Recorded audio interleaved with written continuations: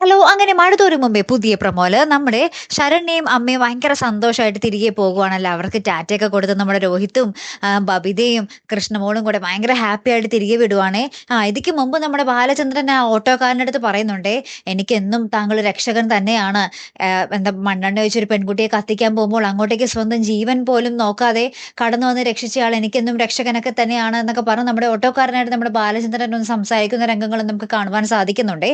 പിന്നീട് നമ്മുടെ ശരണ്യയും അമ്മയും അവിടെ തങ്ങളെ സ്വീകരിച്ച കാര്യങ്ങളും ആ ഒരു സന്തോഷം നിറഞ്ഞ നിമിഷങ്ങളൊക്കെ വീട്ടിൽ വന്ന് ആ ഒരു ആങ്ങളയോടും അച്ഛനോടൊക്കെ പറയുവാണ് നമ്മുടെ ശരണ്യ. അപ്പൊ ആങ്ങള പറയുന്നുണ്ട്, അവര് തേനും പാലൊക്കെ ഒഴുക്കും, അതിലൊന്നും വീഴാൻ നിൽക്കണ്ട എന്നൊക്കെ പറയുകയാണ്. അപ്പൊ നമ്മുടെ ശരണ്യയും ശരണ്യയുടെ അമ്മയും കൂടെ പറയുന്നുണ്ട്, അവർക്ക് വലിയ സ്നേഹമാണ്, അലീനയെ അവർ നോക്കുന്നത് സ്വന്തം ചേച്ചിയെ പോലെയാണ്, അലീനയ്ക്ക് വേണ്ട ഫുഡൊക്കെ ഉണ്ടാക്കി കൊടുക്കുന്നത് അവരാണ് എന്നൊക്കെ പറയാം. ഞങ്ങൾ ചെന്നിട്ട് ഞങ്ങളെ വലിയ സ്നേഹം തന്നെയായിരുന്നു, ഭയങ്കര സ്വീകരണമൊക്കെ ആയിരുന്നു എന്നൊക്കെ നമ്മുടെ ശരണ്യ അമ്മയും കൂടെ പറയുവാണ്.